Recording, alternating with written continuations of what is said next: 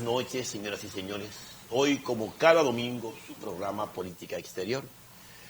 Nuestro invitado especial, el licenciado Tony Raful Tejada, escritor, congresista, ministro de Cultura, amigo, pero sobre todas las cosas, un ser humano excepcional. Gracias, Pablo. Que habita en la República Dominicana. Este programa va dirigido a los intelectuales, a los lectores, a los ciudadanos interesados en la cultura y a todos aquellos que valoran la novela histórica como género. Tony, bienvenido a tu programa. Gracias, Fausto, por esta nueva oportunidad, en esta ocasión para debatir sobre el tema de la novela histórica Johnny Aves, vivo, suelto y sin expediente, que ha generado toda una especie de interés alrededor de esta figura siniestra de la dictadura de Trujillo y el misterio que encierra su desaparición en Haití en el año de 1967 hasta nuestros días. Tratándose de un componente novelesco, de tu forma de escribir, de una novela súper interesante en este momento de tanta sequedad intelectual, yo prefiero hacerte dos preguntas en el campo de la política exterior. Siendo tú un experimentado diplomático al frente del Parlamento Centroamericano, te ha correspondido poder viajar los últimos años de manera constante y ver lo que está pasando en el mundo. Tony, en Venezuela había un ambiente casi bélico.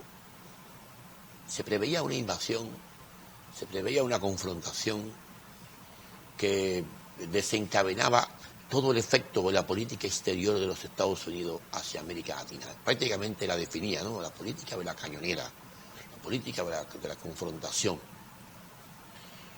Con la presencia, con la activación de China, de Rusia y de otras potencias en el contexto global, se produjo una contención.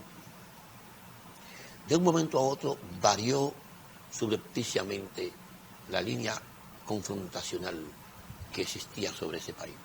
El Grupo de Lima moderó el lenguaje, la OEA se salió del escenario, Colombia bajó el nivel de confrontación, las prácticas militares que habían en las aguas internacionales de Venezuela cesaron. En fin de cuentas, los medios de comunicación sacaron de foco de atención ese tema y el presidente Trump se concentró en su reelección presidencial. Parecería como si esto le fuese a costar muy caro políticamente al interior de la política norteamericana, o como si no hubiese unidad de criterio en la propia sociedad norteamericana. El tema es que se terminó negociando en Oslo. Se abrió una pequeña ventanita para que el tema se fuera diluyendo a través del diálogo, lo que no quiere decir que vaya a ser exitoso o que vaya a ser perdedor. ¿Qué piensas tú que sucedió en ese marco situacional que colocó en un stop la crisis venezolana? No quiero decir que se solucionó ni que se empeoró, sino que se paralizó. ¿Qué pasó en el mundo? ¿Qué riesgo tan grande cayó en la geopolítica que generó eso? Bueno, evidentemente que la situación de Venezuela acusaba una serie de factores que evidenciaban la posibilidad de una confrontación, incluso en términos de una invasión masiva, en el caso del ejército norteamericano en Venezuela, y que incluso había sido anunciada y de hecho aplaudida por un sector importante de la oposición política al gobierno de Maduro. Pero en un momento determinado, la correlación de fuerzas internacionales, la presencia de la flota soviética en Venezuela, la presencia de China de manera también directa, aunque de menor significado, en respaldo, digamos, o respaldando el hecho de resistir la posible intervención norteamericana en Venezuela, prácticamente le dio un giro a la situación.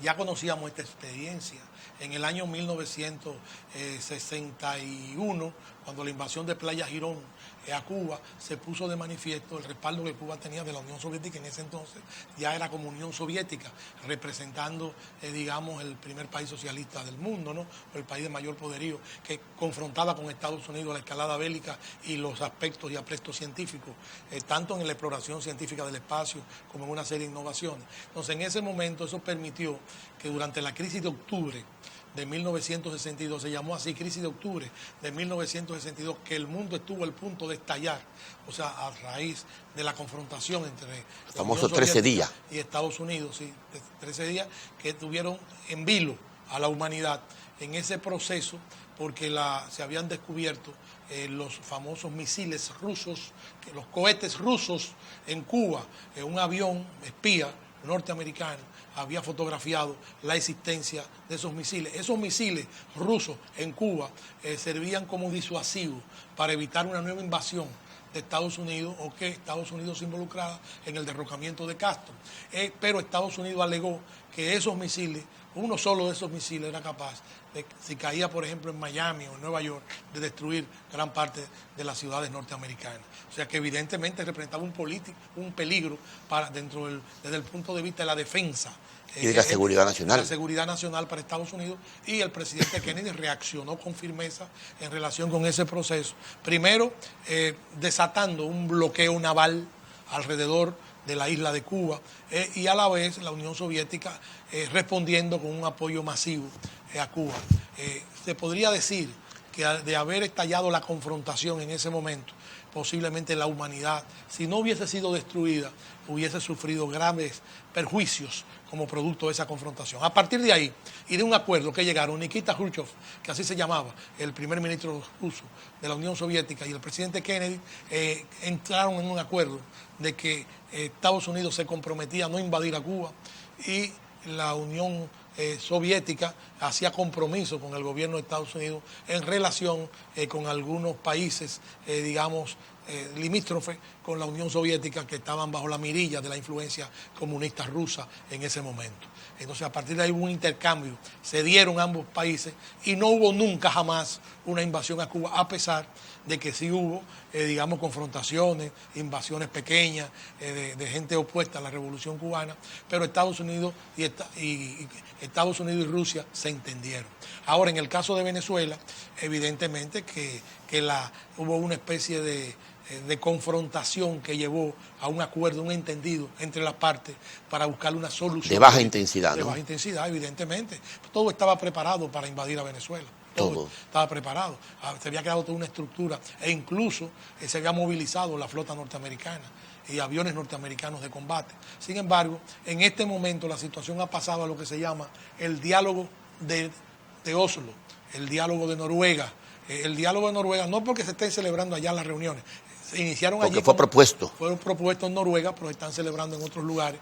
Y en ese diálogo están participando la oposición política a Maduro, y está participando el gobierno de Maduro y otros organismos internacionales que están sirviendo, de base para estimular la búsqueda de acuerdo de paz en Venezuela. La situación en Venezuela sigue siendo difícil, muy difícil, con precariedades, yo diría que peligrosas, precariedades realmente que alteran el orden político y social, porque hoy día la inflación en Venezuela, los aspectos, de la economía, de la pequeña economía y de la gran economía venezolana, están sufriendo la crisis actual política de Venezuela. Se está reflejando en materia económica, hay escasez, hay problemas de diferentes tipos, pero estamos contestes en que la única solución al drama de Venezuela es la negociación política. Está negociando el gobierno de Venezuela, está negociando Guaidó, independientemente de muchas expresiones de Guaidó que no tienen nada que ver con el diálogo que está celebrando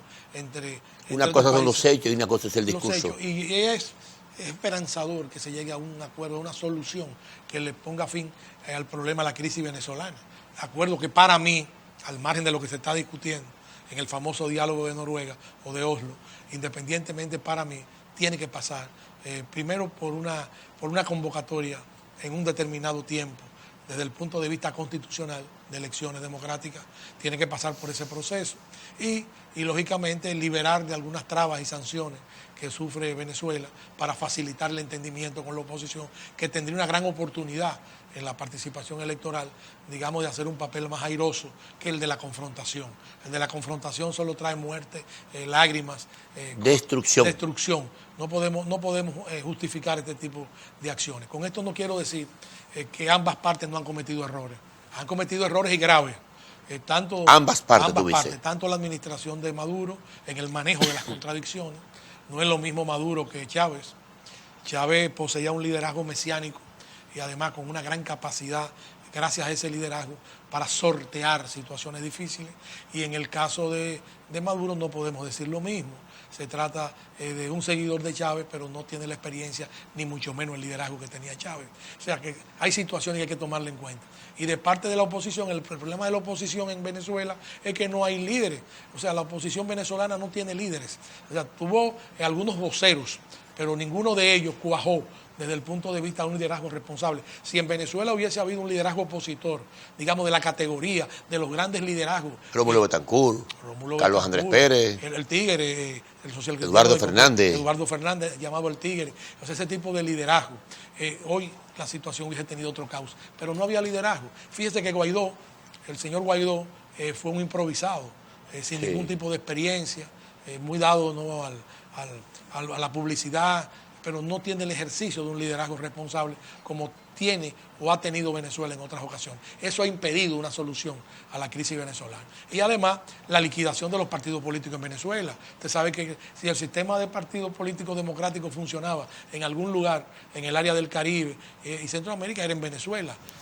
Tanto existía el Partido Acción Democrática, Partido Socialdemócrata o de inspiración socialista democrática, de la cual era muy amigo nuestro líder José Francisco Peña Gómez. Estaba el Partido COPEI, o sea, el Partido de los Social Cristianos Venezolanos, que era un gran partido con un gran liderazgo. Luego surgió el MAS, centro izquierda. El centro izquierda, que había sido en gran parte un desprendimiento del MIR, del movimiento de izquierda revolucionario MIR. Era el grupo radical, el grupo que a la vez se había desprendido del Partido Comunista Venezolano. Teodoro Pekov, ¿no? Lo dirigía Teodoro Pekov, que creo que murió recientemente. Sí. Eran dos hermanos, Teodoro y Lubén Pekov. Correcto. Ambos estaban en la guerrilla venezolana.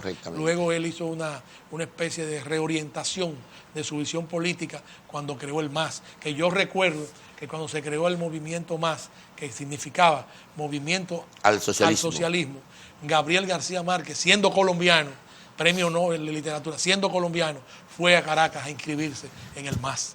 O sea, como una apoyo moral y de solidaridad y hermandad de los pueblos que compartían fronteras y compartían destinos. Un gesto, ¿no? Esto sí. Entonces el MAS surgió con mucho entusiasmo, ¿no? Pero no llegó a crecer para competir con los adecos ni con los copellanos, pero fue un partido importante. Y yo recuerdo un trabajo que escribió el principal líder del MAS, algo así como ajuste de cuentas con la izquierda venezolana, que había tenido un camino errático, que fue el camino de proclamar la guerrilla a un gobierno democrático como el gobierno de Rómulo Betancourt, que en ese momento todavía no había dado manifestaciones, digamos, de ese anticomunismo febril del que da después en la confrontación con Cuba.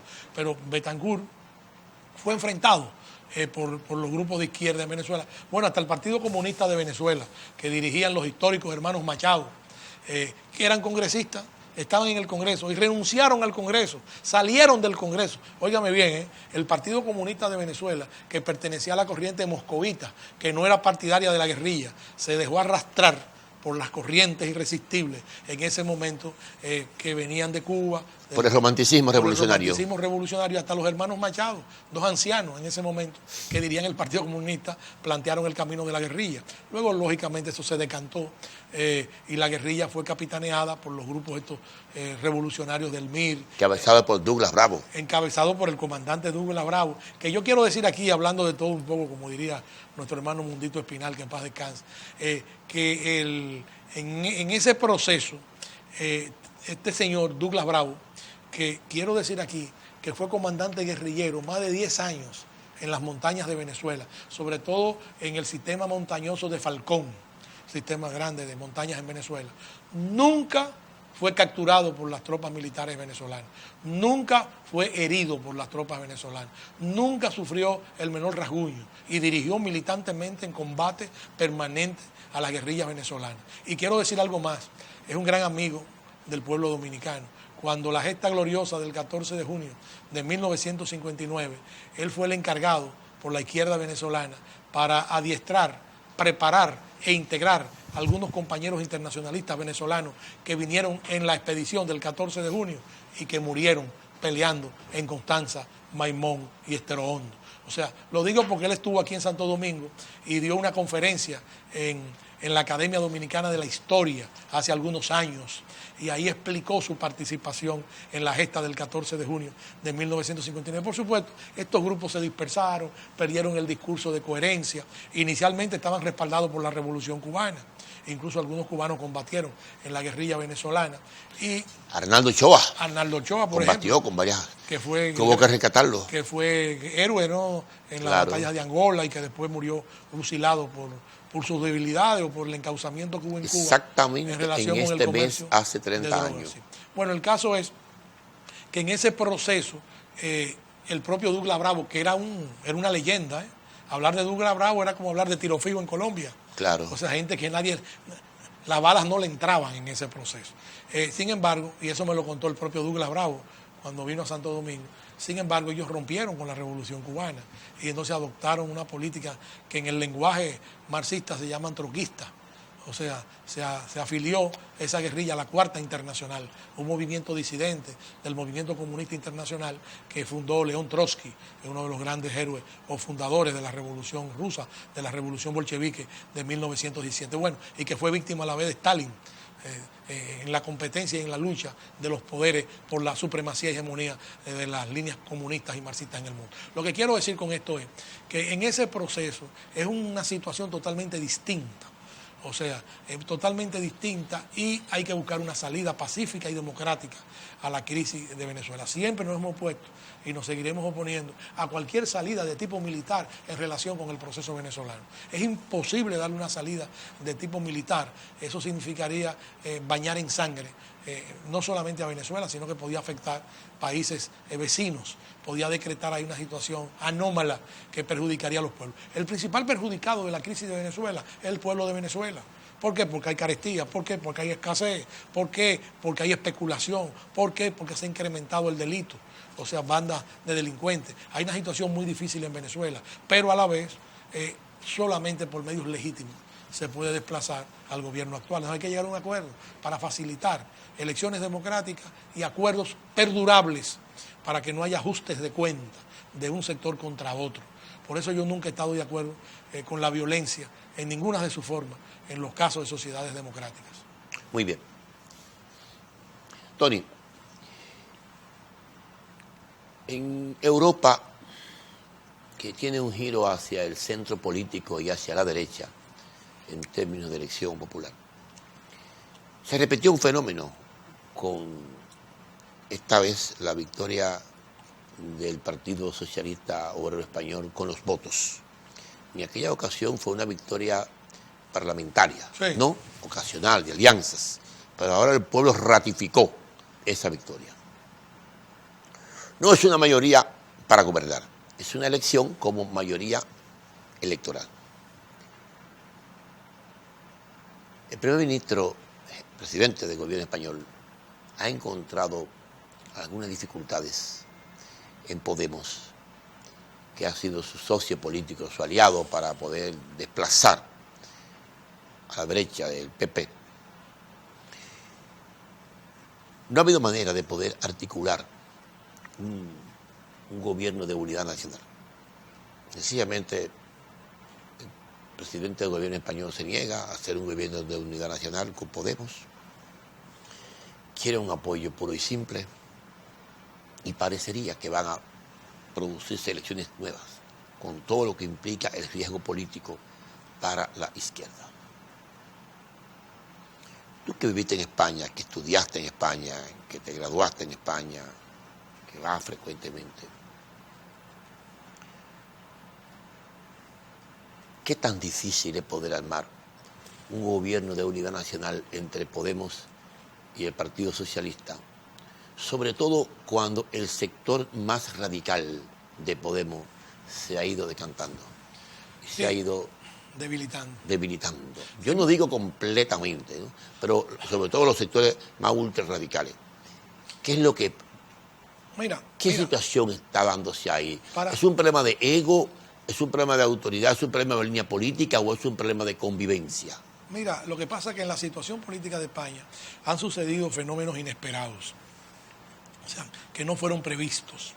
Por ejemplo, el El hoy presidente de España no se perfilaba, o sea, no se oteaba en el horizonte como una posibilidad real, digamos, de ejercicio de poder, por circunstancias que ya conocemos, por el vacío que se creó de poder, por la ruptura de lo que era en ese entonces el liderazgo del gobierno, del PP, surge a través de, digamos, de las formalidades congresuales, digamos, en la candidatura presidencial de Sánchez, y se convierte en una opción política de poder. Pero a la vez, fíjate que el triunfo del Partido Socialista Obrero Español, un triunfo sumamente significativo, sumamente importante, porque reposiciona a los socialistas en España en una posición de vanguardia. Sin embargo, tiene que contar con factores que de alguna manera también debilitaron a otras fuerzas sociales. Por ejemplo, Podemos se derrumba en el proceso electoral. Podemos se divide en dos facciones. Hay dos facciones en Podemos. Claro. Una facción, digamos, más consecuente desde el punto de vista ortodoxo y una facción, digamos, más, no quiero decir de derecha, pero más conservadora. Más hacia el centro. Más hacia el centro.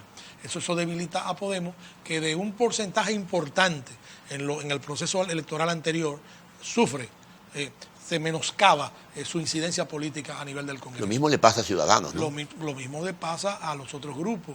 El propio partido, el Partido Popular... una catástrofe. Un colapso.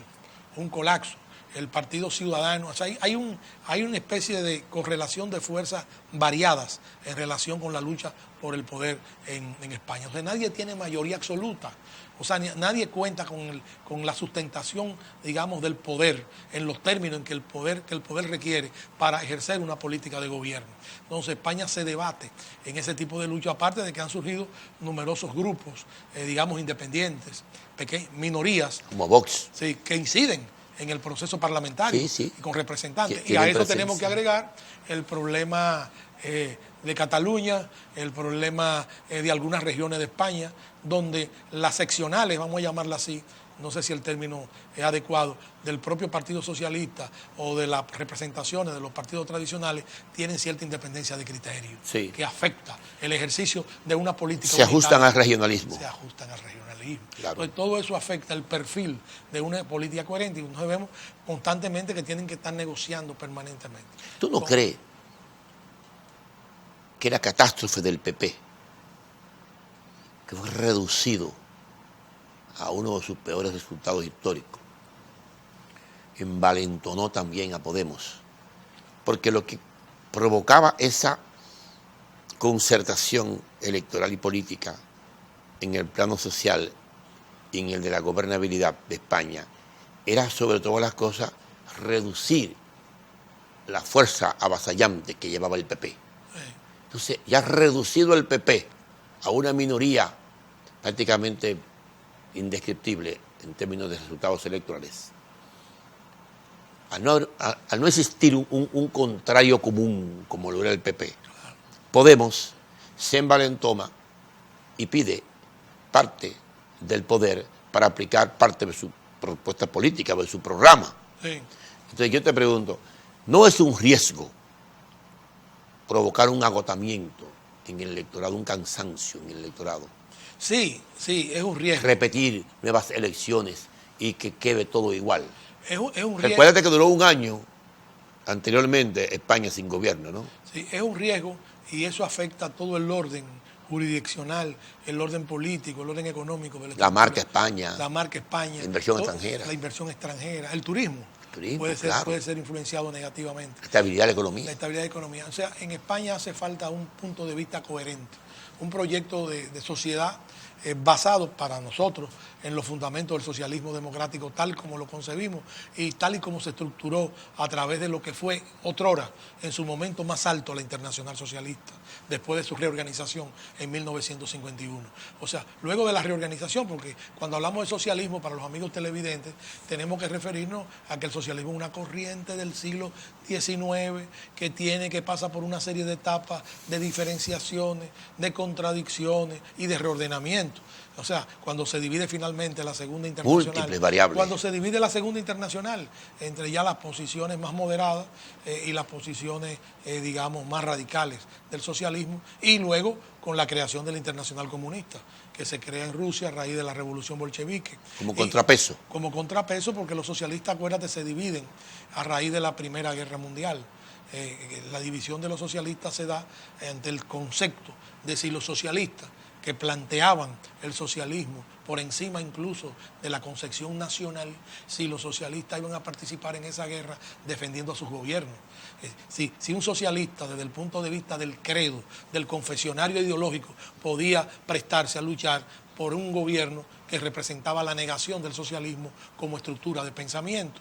Entonces hay una división en que los más radicales, los que se orientaron ya por el marxismo, digamos, y la estructura radical, optaron por negar la participación de los socialistas en la Segunda Guerra Mundial. Ningún proletario debía luchar por el rey, ni por los reinos, ni por la república, sino que debían abstenerse en esa lucha que ellos decían que era de rapiña entre clases gobernantes. Mientras los socialistas, con los cuales nos identificábamos nosotros, o desde el punto de vista ideológico, planteaban que el sentido de lo nacional iba ligado también de alguna manera a la lucha por el socialismo y la representación de los valores y símbolos de los estados. Es un debate interesante. Un debate interesantísimo, y ahí nace la Internacional Comunista en 1921, originalmente fundado por el propio Lenin, aunque ya en el 21 de Lenin había sufrido el atentado que finalmente le costó la vida 3 años después, en 1924, o sea, la consecuencia de las heridas. Y ahí se produce un vacío desde el punto de vista ideológico en Europa, que se viene a llenar en 1951, cuando se reorganiza la Internacional Socialista, de la cual José Francisco Peña Gómez fue el líder de América Latina de ese proyecto. Más de 20 años. Pero hoy no sabemos muy bien cómo definir el socialismo democrático, o sea, las variables del socialismo democrático. Entonces, en España se refleja también esa imposibilidad de concretar un discurso coherente en torno a lo que es el socialismo democrático. Aunque ciertamente Pedro Sánchez, al interior de los varones del PSOE, sigue siendo uno de los dirigentes más progresistas. Así es. Cuando tú lo comparas con los demás líderes. Así es. Tú lo cruzas con, bueno, no voy a mencionar nombres, no quiero Sí. ofender a ningún miembro de la familia del PSOE, No, con porque quien tenemos afectos, algunos de ellos ya yo diría que desde el punto de vista histórico, renegaron. digamos que están degradados históricamente, en el sentido de que ya no representan, digamos, una línea de acción ni un ejercicio de poder satisfactorio con las concepciones ideológicas y doctrinarias del socialismo democrático. O sea, las variables han sido muy incisivas en la recomposición del cuadro político español. Pero además, señor, la Unión Soviética se derrumbó en los años 90, en 1991, el muro de Berlín cayó. O sea, aquella confrontación que existía con la Unión Soviética como un polo, digamos, de presión política ideológica internacional, el polo de los países capitalistas, la socialdemocracia encarnada en los países que representaban esa corriente y en los países modélicos del norte de Europa, como ejemplo de sociedades socialdemócratas, donde estaban garantizados todos, o están garantizados, todos los derechos de los trabajadores, en los beneficios de las empresas, la participación, medicina social, toda una serie de ventajas sociales sin sacrificar la libertad individual. Todo aquello hay que plantearlo ahora a la luz de un reordenamiento donde los fanatismos religiosos están a la orden del día, donde las agresiones, el terrorismo, o sea, la lucha por el control de nuevos territorios, la expansión y hegemonía ahora de los nuevos poderes se pone de manifiesto. O sea, tenemos poco espacio para ejercer una voluntad, digamos, independiente en relación con esta gran confrontación que está sacudiendo al mundo. Pero en el caso de España, que es el que nos interesa y del que venimos a hablar, yo pienso que el PSOE en este momento no tiene la capacidad de elaborar una política de Estado, porque no tiene las fuerzas Que le permita cohabitar con Podemos. con Podemos. Desde el punto de vista programático, que tú quieres sería, decir. que sería la solución, porque Podemos representa un... ¿Cuál es el temor? ¿Que Podemos se trague al PSOE o que Podemos conduzca al gobierno español hacia un modelo que no es al que ellos aspiran? Mira, yo creo que aquí, hablando lógicamente de manera hipotética, yo pienso que Podemos llegó a su límite. O sea, el promedio electoral de Podemos va a oscilar siempre entre un porcentaje determinado y el que ellos llegaron al más alto nivel. Claro. O sea, es porque representan un sector radical desde el punto de vista del pensamiento político español, aunque están divididos internamente. Pero en el caso del partido español, socialista obrero español, representa una fuerza muy poderosa desde el punto de vista de su raigambre. En términos históricos. En términos históricos. Entonces yo creo que ahí hay temor a que el PSOE pueda finalmente apoderarse de la voluntad política del Estado y pueda mermar en la participación de Podemos en lo que es un punto de vista y un discurso más radical, más extremista, un discurso, para decirlo en el lenguaje revolucionario, más consecuente desde el punto de vista de los trabajadores. En otras palabras, España es una sociedad que gira hacia el centro. Cuando digo el centro no quiero decir la derecha.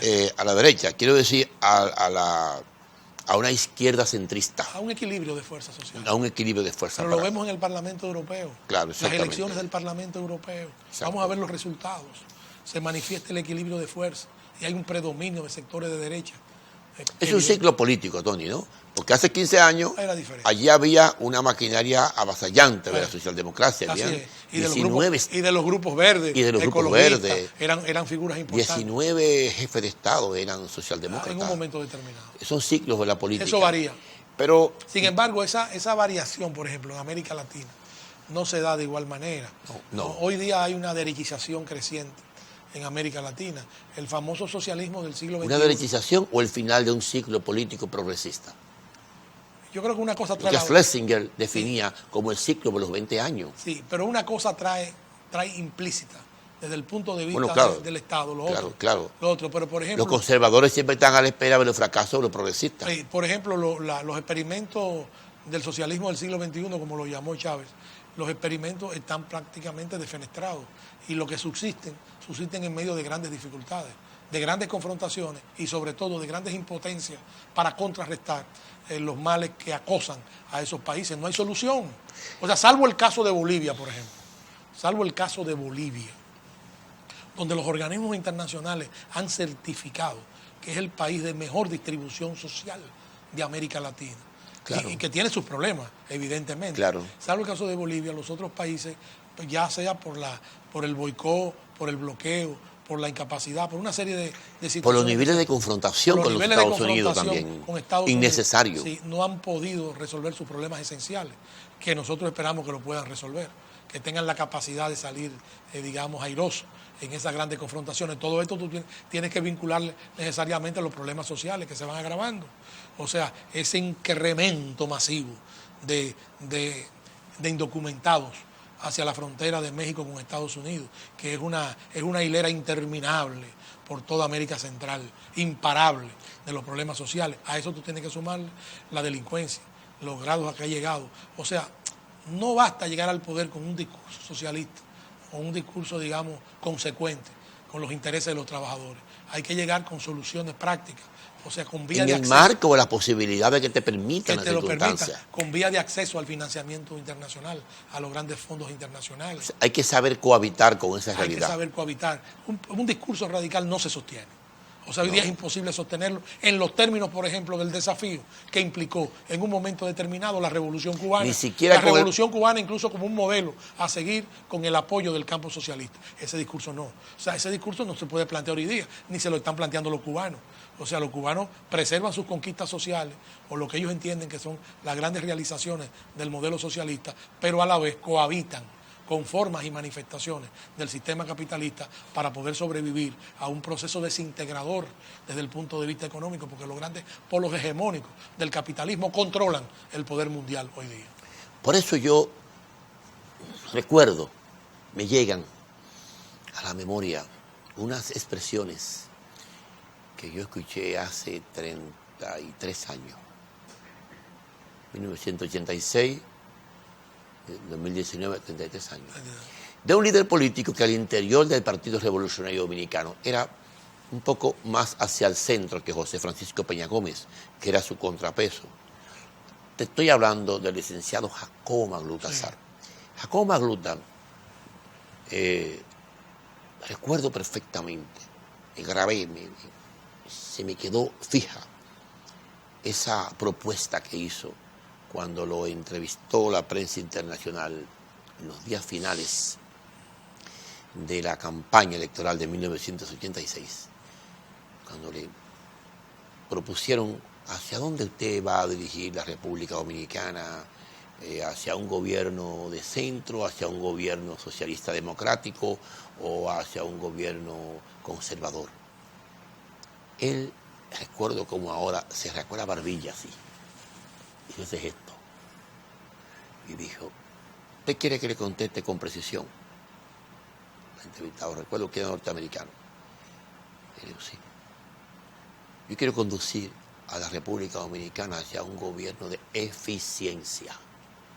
La eficiencia es mi ideología. Yo conceptualizo la teoría de la eficiencia. Entonces, una de las conclusiones que yo he llegado es que en ese aspecto Jacobo Magluta tenía mucha razón.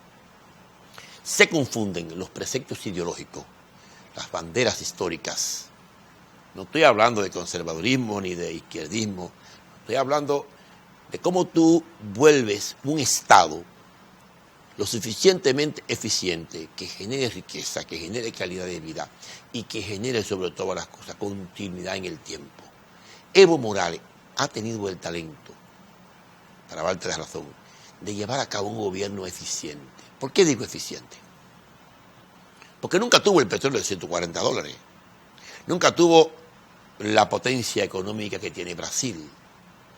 Posiblemente en términos intelectuales es el menos medible, ¿no? No estoy diciendo que eso sea fundamental, porque Lula fue también un gran gestor. Pero observa tú que la famosa izquierda del siglo XXI, el famoso socialismo del siglo XXI, practicó un error original, que fue las ayudas permanentes en términos sociales. Eso crea un daño fatal en las sociedades. Esas tarjeticas, ese bono gas, ese agua gas, ese supermercado gas, ese fondo para esto, tú limitas al individuo la capacidad de creatividad, de generación por su propia fuerza, por su propio valor, por su propia autoestima, crecer y superarse. No estoy diciendo que el Estado no vaya en ayuda de los más desamparados, No estoy diciendo que el Estado no ayude a un ciudadano a salvarse de un tumor, de una cirugía, porque sabemos que en estos pueblos una enfermedad catastrófica quiebra a una familia y el paciente muere, ¿verdad que sí? Claro. No, hablo de otra cosa. Hablo de conducir el país con un plan de nación, como lo ha hecho Evo Morales. Reconozco que la izquierda latinoamericana no era idéntica, no pensaba igual, era un crisol de pensamiento. En Ecuador había un modelo, en Bolivia había uno en El Salvador, uno en Nicaragua, uno en Venezuela, de acuerdo a los matices, inclusive del propio carácter de la figura gobernante, ¿no? Te daba un caso con el amigo de Ecuador. Imagínate tú el temperamento del presidente Chávez, con ese romanticismo de la Revolución Cubana, con ese discurso, con ese militarismo. Entonces, pienso yo que hay una crisis, Tony, de tus palabras finales, que viene de Iberoamérica y llega a América Latina en el sistema de partido político. Hay una crisis, no solamente en el pensamiento y en la ética y en la gobernabilidad, no, en el sistema de partido. Tenemos partidos cada vez más débiles. El sistema de partido en España es débil en este momento. Es débil. El sistema de partido en Francia es peor. Tú lo acabas de ver, ¿no? Tú lo acabas de ver. Liquidado el Partido Socialista y liquidado los laullistas. Tú acabas de ver. Un outsider se convirtió en presidente. Tú acabas de ver el sistema de partido en México, como está, ¿verdad que sí? El PRI y el PAN. Y tú estás mirando en Argentina lo que está pasando, en Brasil lo que está pasando. En el propio Venezuela, cuando tú me dices que la oposición carece de líderes, yo te digo, pero el gobierno también carece de líderes, Tony. El Partido Socialista de Venezuela, el PSV, no tiene líderes de relevo. No hay. Chávez se lo llevó todo. Y en República Dominicana no es la excepción. Hay un tremendo problema de liderazgo. Hay figuras. Pero cuando tú ves que Ramfi Trujillo reúne en Salcedo 700 personas, eso te tiene que llamar a preocupación también, ¿verdad que sí? Sí. Entonces hay un mal de fondo en el sistema de partido político en términos globales. Sí. En términos Pero globales. fíjate, yo pienso que en gran medida, por ejemplo, la lucha ideológica que predominó después de la Segunda Guerra Mundial en los términos de confrontación de las grandes superpotencias, de la superpotencia, y el cambio de terreno que se da desde el punto de vista histórico en la situación mundial, el peso de la economía mundial, la dependencia a través de préstamos y de financiamiento de los gobiernos locales, que llevó incluso a grandes líderes mundiales en los años 80 a plantear el no pago de la deuda externa, que llevó a un amigo, Alan García. Alan García, el presidente peruano, lamentablemente murió suicidado, que llegó a plantear que hizo un segundo gobierno mucho mejor que el primero, cuando cayó en la realidad. Sí, pero que llegó a plantear un planteamiento histórico que hizo, que solamente se pagara el 10% de la deuda mundial. Sí. Y no le hicieron caso a los grandes centros financieros internacionales. Después la posición de Fidel de que anularan el pago de la deuda. Fue peor. Sí, anularan el pago de no la pago. deuda en aras, digamos, de facilitar la reconstrucción de la sociedad y de la economía. Demuestra que no basta tomar el poder, que hoy día la lucha no se traduce en la toma del poder por el poder mismo, para cambiar la situación económica de nuestro pueblo. Ningún gobernante, por más bien inspirado que esté, por mejor programa social y económico que tenga, puede enfrentar los males sociales al margen de la realidad de los grandes poderes económicos, de la hegemonía económica mundial. La interdependencia muy grande. La interdependencia muy grande. Entonces hay que tener sumo cuidado con esos procesos, porque entonces, para no verse impotente frente al acoso social, entonces ahí vienen las funditas, ahí vienen los regalos, ahí viene la distribución de canonjías, ahí viene todo ese espectáculo deprimente. Con la deformación correspondiente. Con la deformación correspondiente, porque le roban al votante su independencia. O sea, lo hacen dependiente, lo hacen... emocional. No, lo hacen infeliz, políticamente. Lo hacen infeliz, lo hacen incapaz de tener destino, porque se los roban el destino. Y su dignidad también. Y su dignidad. Pero la mayoría de esos países se sostienen sobre ese modelo. Incluso, lamentablemente, algunos países con tintes progresistas, con carácter progresista, se han apoyado en ese tipo de acciones. Yo te voy a poner un ejemplo, por ejemplo, la situación en Guatemala. En Guatemala, por ejemplo, yo no tengo duda de que la candidata con mayores posibilidades en estos momentos es la candidata que fue la esposa del presidente Álvaro Colón. De Álvaro Colón. Esa candidata que tiene una gran fuerza política, el atractivo principal, por ejemplo, lo que ella tiene, y yo la creo con buenas intenciones, pero el atractivo principal que tiene ella es la famosa distribución social que hizo en los barrios pobres, en los campos de Guatemala, cuando el ejercicio de poder de su esposo. Una pena eso. Ella hizo una gran labor social. Incluso ellos recuerdan, aquí le decíamos la funda, ¿no? Pero allá tiene otro nombre, el paquete de bienes que distribuía en los barrios. Entonces ese es el argumento, que no es un argumento ideológico. No es ni siquiera un argumento material estable para la solución del problema económico de las familias. Es un acto desesperante pero no hay para otra, la subsistencia. Pero no hay otra, porque no se pueden plantear el rompimiento con el sistema. Porque si se plantean el rompimiento con el sistema, quedan fuera de la distribución social y económica del Estado. No, y la oligarquía guatemalteca es la más anacrónica de América Latina. Estos Latina. países han caído en la corrupción masiva. O sea, parte de esa indefensión ética es producto de esa degeneración, de esa degradación del ejercicio de la actividad política. ¿Tú te puedes imaginar hoy día, por ejemplo, a Juan Bosch en el escenario político dominicano? Imposible. Sería imposible. Se moriría, o sea, no tendría manera de sobrevivir, le faltaría oxígeno. O a José Francisco Peña Gómez. Oxígeno social, o a José Francisco Peña Gómez. Ese tipo de líderes no podían subsistir en un medio como este. O sea, porque han cambiado las reglas de juego. Entonces, los valores. Los valores. Entonces, los que aspiran al poder tienen que conciliarse con ese tipo de práctica populista, con ese tipo de acciones que ni resuelven los problemas sociales, que envilecen la condición humana, porque hacen del prosélito un siervo de carácter ideológico y político, y le impiden el crecimiento social como nación. O sea, yo creo que el mundo está atravesando por un periodo muy difícil en que, por ejemplo, posiciones conservadoras crecientes, como el caso de la administración Trump en Estados Unidos, perjudican en más de beneficiar lo que podría ser la búsqueda de soluciones prácticas a los problemas sociales.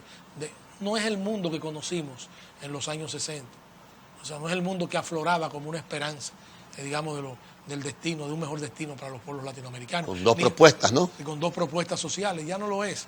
Ya, por ejemplo, el presidente Kennedy hizo una propuesta social importante, que fue la Alianza para el Progreso, independientemente de que la Revolución Cubana generara esa respuesta para contraponerlo a la Revolución Cubana en ese momento. Pero ese fue un proyecto social importante, viable, que se basaba en la reforma agraria, en una distribución real de la tierra en América Latina, afectando a las oligarquías terratenientes, enfrentada a las oligarquías terratenientes. Con una contrapartida. Facilitó, incluso propuso como contrapartida la posibilidad de hacer cambios pacíficos en América Latina para contraponérselo, por supuesto, a la Revolución Cubana, que planteaba que solamente a través de la violencia revolucionaria se podía cambiar el status quo o la situación de los países. Y le puso número, le puso 25.000 millones de dólares.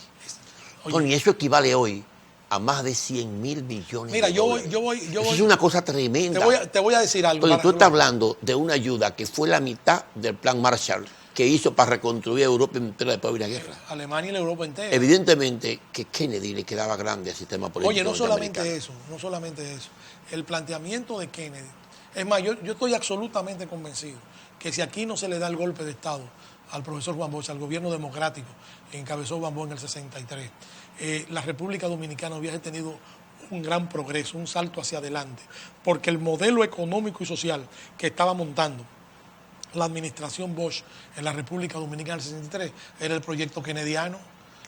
Completamente. La administración Kennedy estaba metida de cabeza en la República Dominicana, en los programas de ayuda en el campo, en la ID, en todos los programas sociales y económicos, en la repartición de tierra, en la asesoría técnica, en todos los procesos. Por eso cuando derrocan a Bosch, Kennedy tiene una decisión tan airada, condenando el golpe de Estado, porque vio en ese golpe el fracaso de una política que pretendía que fuera exitosa para poder contraponer a la Revolución Cubana, o sea, para que las juventudes latinoamericanas pudiesen explorar un proyecto diferente al proyecto de la violencia revolucionaria. 3 cosas faltaron. Y ese golpe prácticamente no fue solamente a la República Dominicana, se sucedieron luego de la muerte de Kennedy varios golpes en América Latina que descabezaron las posibilidades de la democracia. Y fíjate que tenemos que esperar... El modelo kennediano. Y fíjate que tenemos que esperar 1978, o sea, para que se produzca un reordenamiento político a nivel de las directrices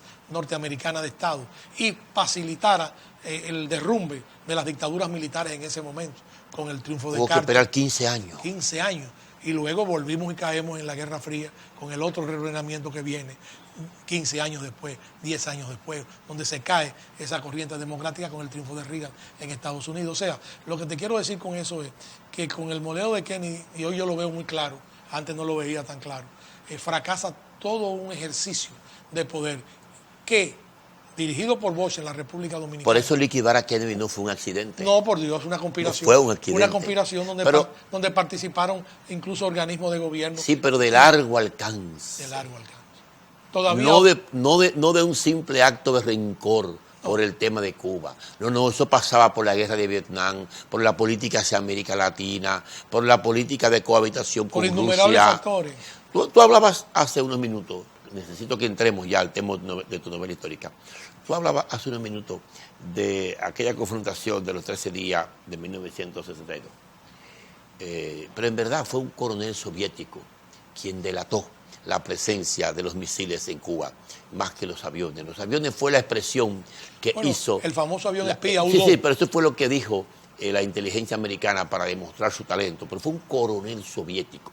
En el libro de Ignacio Ramonet y Fidel Castro, Fidel Castro lo delata con su nombre. Pero ese coronel soviético obedecía instrucciones de la Unión Soviética. No, era de la KGB soviética. No, era del poder soviético. Era, claro, que desertó por Copenhague y luego llegó a Washington y ahí delató todo. Muy interesante. Ese dato yo lo tengo. Ese dato nombre. Rectifica la versión completamente tradicional sobre el conflicto. Completamente. Tengo nombre y todo. Y tengo hasta una película. Pero yo quiero hacerte la siguiente pregunta, Tony.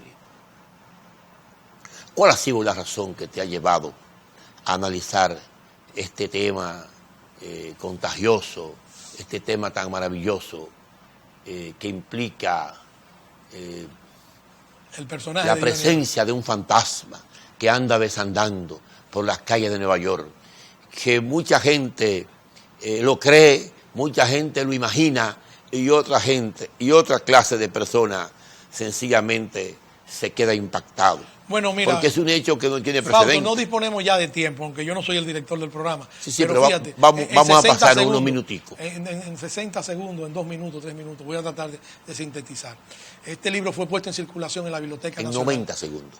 Sí, fue puesto en circulación hace una semana en la Biblioteca Nacional, con un éxito extraordinario, con una presencia masiva de intelectuales, de historiadores, de amantes de la lectura. Es un tema apasionante. Su título es Johnny Aves García, vivo, suelto y sin expediente. Quiero explicarle a los amigos televidentes, a mucha gente joven, que Johnny Aves García fue el jefe de los servicios de inteligencia militar de la dictadura de Trujillo.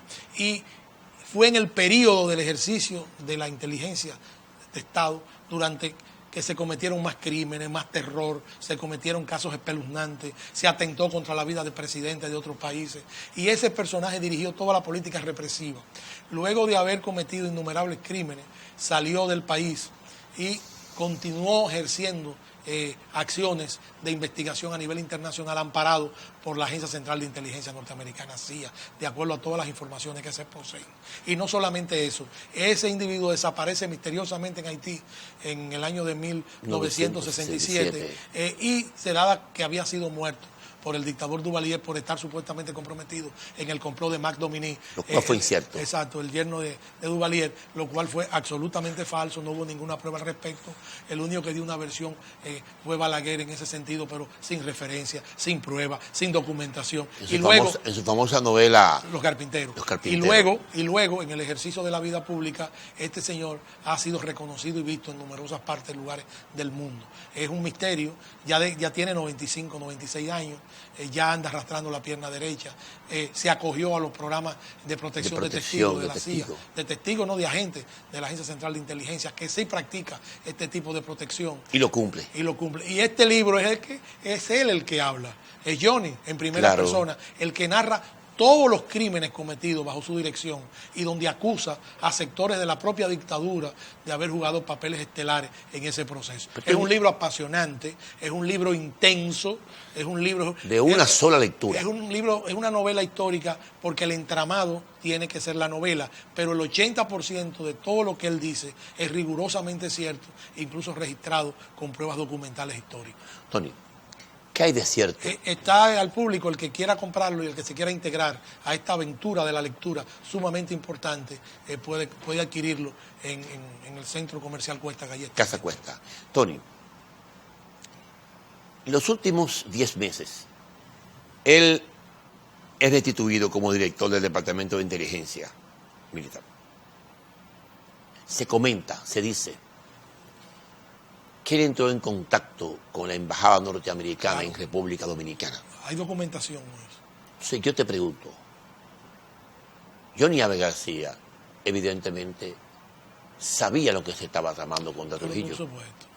Él era parte de todo el entramado, pero a la vez olfateaba su situación y fue a ponerse donde el capitán lo viera. Él visita la embajada norteamericana, hay documentos de la embajada norteamericana publicados donde relata su visita a la embajada, incluso dice una visita sorprendente, vino solitario y vestido de civil, donde él incluso le confiesa a funcionarios de la embajada norteamericana. Esto está relatado en papeles de clasificados norteamericanos. Él le confiesa a los funcionarios de la embajada norteamericana que que estaba confrontando problemas en la dictadura, a pesar de ser él el principal ejecutor de la dictadura. Incluso plantea que lo quieren sacar del país. Y la CIA le dice que no salga del país porque tiene demasiados secretos y lo podían desaparecer fuera. Por eso el desprecio tan agresivo de Ramfis hacia él. Sí. Por eso el desprecio de Balaguer tan agresivo hacia él. De Balaguer. Él desaparece en circunstancias misteriosas, pero no hay ninguna prueba de que esa No toma posesión en Tokio del cargo de cónsul, ¿no? Sí, él llega a Tokio. ¿Pero qué tiempo dura? Muy poco. Un mes y medio más o menos. Y luego desaparece. Y lo cancela.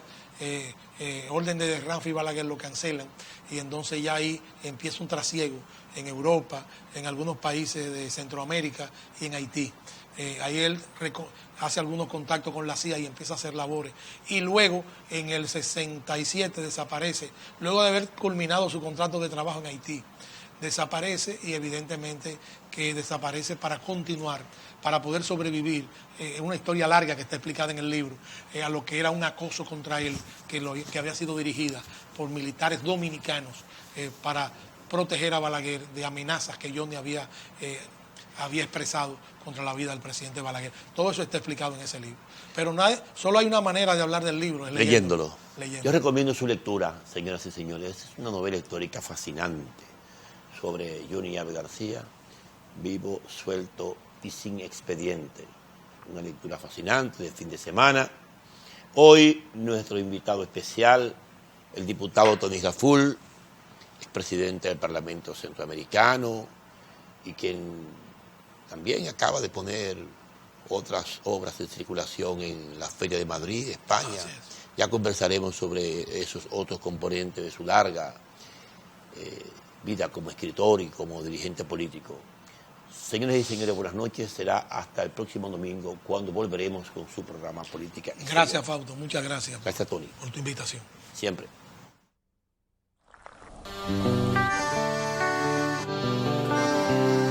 Desde mi ventana veo todo un pueblo, veo sus raíces y sus tradiciones y siento el aroma ese que enamora, que nos da la fuerza, sabor a café.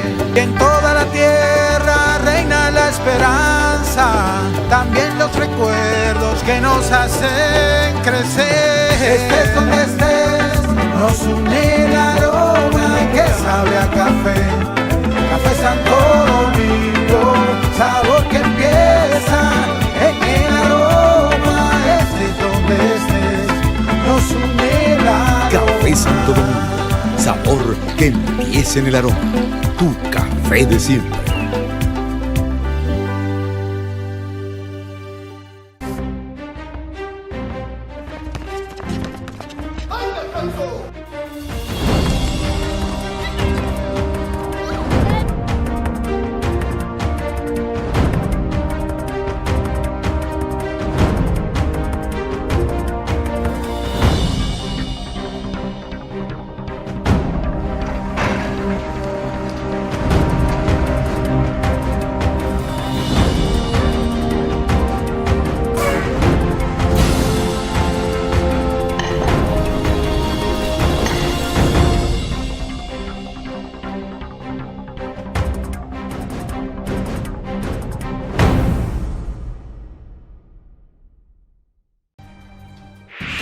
Las ciudades en nuestro país crecen, están vivas. Los túneles, pasos a desnivel, elevados y avenidas funcionan como grandes venas que conectan todo. Y como todo sistema, debe ser cuidado. En el Ministerio de Obras Públicas y Comunicaciones tenemos brigadas dedicadas exclusivamente para la limpieza de invernales, reconstrucción y construcción de alcantarillas, mantenimiento a túneles y elevados, trabajando de sol a sol las 24 horas los 7 días de la semana.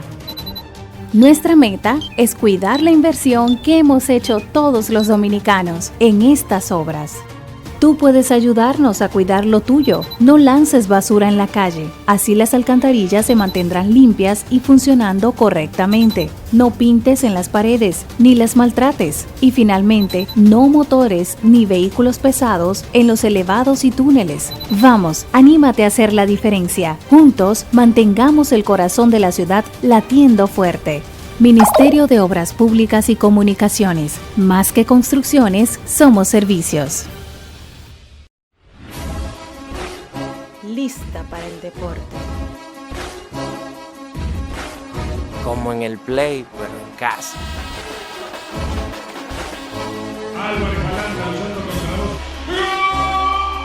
Para que lo escuchen hasta los vecinos. Celebremos con todo, por deporte. Plaza Lama, la super tienda. ¡Al descanso!